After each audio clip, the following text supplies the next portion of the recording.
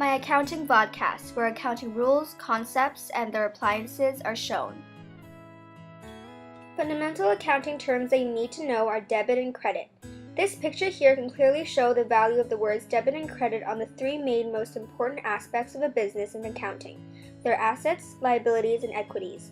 The words debit and credit, if you look at it, represents the side of a T account, since the words do not always have the same meaning. So as shown, if an amount is debited, it will always be recorded on the left side of the T account, and if the amount were to be credited, it will be recorded on the right side. For example, for asset accounts, to debit an amount means that it is being added, and to credit something would mean that it is being taken out of the account. However, for the liability accounts, to debit an amount would mean that it will be decreased, and to credit an amount would mean that it will be added onto that account. The way amounts are debited and credited in the liability accounts are the same for the equity accounts. Account relationships. Here's an image that shows both the income statement and the balance sheet. Starting off with the income statement, you can see that net income is calculated by adding all of the expenses to form the total expenses and subtracting that from the total revenue. After that is calculated, a business can then make their balance sheet. After listing all the assets and liabilities, move on to the equity section. This is where the net income is recorded along with capital, drawings, and in this case, common stock.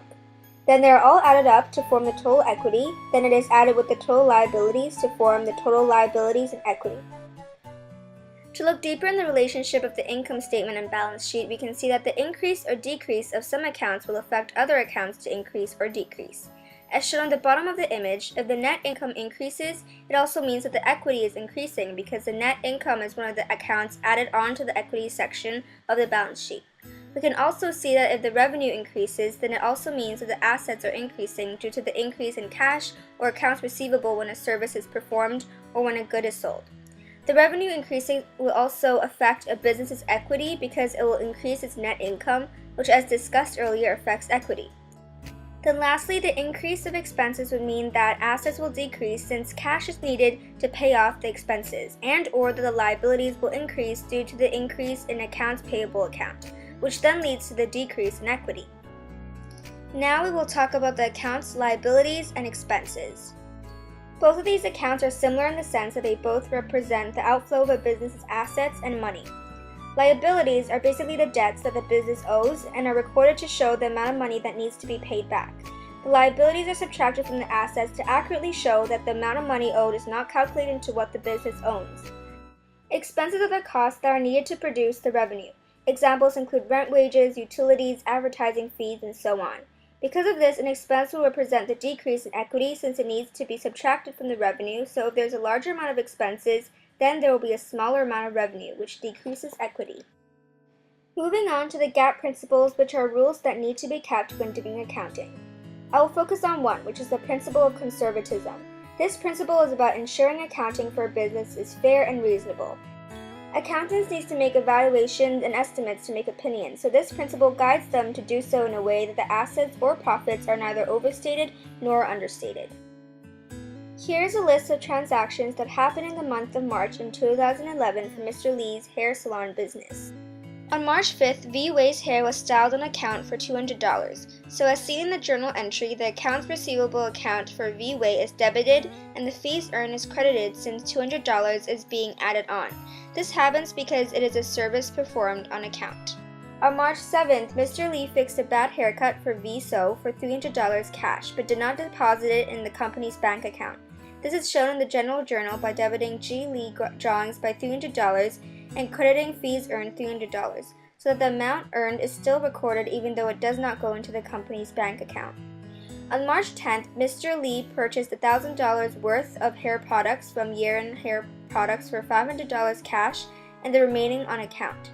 In the general journal, this is shown by debiting the supplies by $1,000, then crediting the bank account since cash was used to pay for the supplies. However, only half of $1,000 was paid, so the second half is credited in the accounts payable account for Year & Hair Products. On March 24th, Mr. Lee collected $400 cash for payment on account from T. Spence.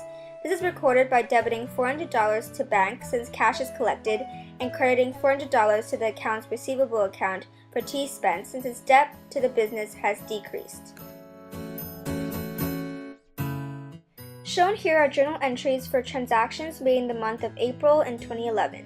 On April 4th, $1,000 worth of wages were paid, so the business must debit that amount from the wages expense and credit that to bank, which decreases it from the account. On April 7th, the business borrowed $4,000 from the bank, so the bank should be debited due to the increase in money, and the bank loan account should be credited to show the increase in debts. On April 15th, the business purchased an automobile for $3,000, so the automobile account should be debited and the bank should be credited due to the decrease in money. On April 21st, the business performed a service for $500, but the customer B. Wong paid $300 in cash and $200 on account. So accounts receivable B. Wong should be debited by $200 because it is an asset that can be received later on, and bank should be debited by $300 because of the increase in cash. The service revenue account should be credited by $500 because that shows revenue has been earned. And accounting errors may occur when accountants document transactions. For example, in this scenario where on May 3, 2011, G. Lee withdrew $5,000 from the business even though he only meant to withdraw $500. By accidentally withdrawing $4,500 more than he wanted, he could fix this by writing a new entry crediting $4,500 to capital to add back the amount that is not supposed to be withdrawn, and debiting $4,500 to bank to add back the money that was not meant to be decreased in the first place. Then add a line that explains why this transaction of money occurred. Refer to the false documentation of the previous entry. If you are wondering what this chart is shown underneath, it is a trial balance. A trial balance is a list of the account balances in a ledger. To do this, the accountant can just simply add up all of the debit balances and the credit balances to see the two totals. If the amounts agree, then they will balance. But if the amounts do not agree, the ledger will be out of balance. If the ledger is out of balance, it means that an error has been made in the accounting process. In this balance sheet, the asset accounts which have debit values, the liability accounts which have credit values, and the expense accounts which have debit values are all listed. Then the debits are added together on the debit column and the credit amounts are all added together on the credit column. As you can see, the amounts agree, so the ledger is balanced. Using this information from Mr. Lee's hair salon business from May 2011, I can construct a financial statement.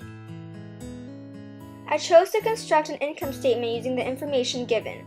I added together the revenues and subtracted that amount from the total expenses to get a net income of $28,953.